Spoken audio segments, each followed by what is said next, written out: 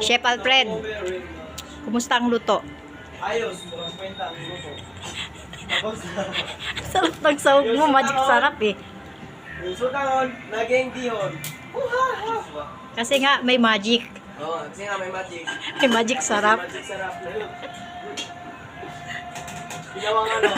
Ano ka sa Tagalog yun? Ano? Ginawang... Katulad ng tinapa na dyan, ginawang ganyan. Tinalo, pati yung balat. Pati balat ng ano, magic sarap.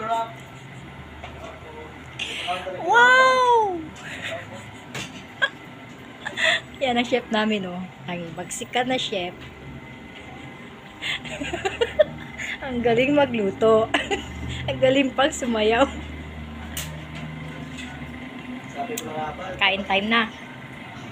Wow! Tignan nga natin. Sarap niya na. Ano yan? Sutang. Sutang bihon. Utang. Yung sutanghon, nakalain mo.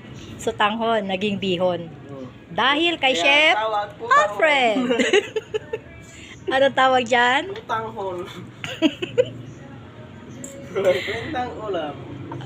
Luto ka na. Sarap. Utanghon.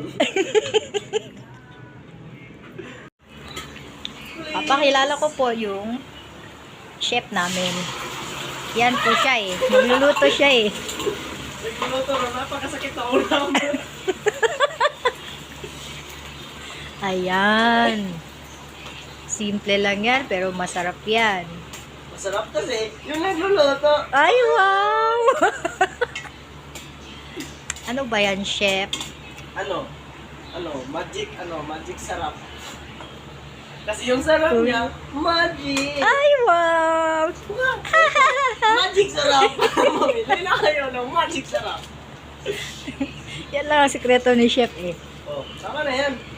Tapos, konting Konting. shake na walang kwentang ulam. Yan si chef, ang galing. Kahit walang kwenta, May napakasarap. ulam. May ulam. At least meron. Oo nga. Sarap niya na. Ang bango ng magic sarap. Oo. Yun lang ang secret ingredient. Ano pa nga ba? Maisip ka, ano pa pinilagay? Ang mga chef. Lagyan natin ang isang sakong tubig. O, lalagyan niya ng isang sakong tubig. Papakilala ko po yung chef namin. Yan po siya eh. Magluluto siya eh. Nagluto na, napakasakit na ulam.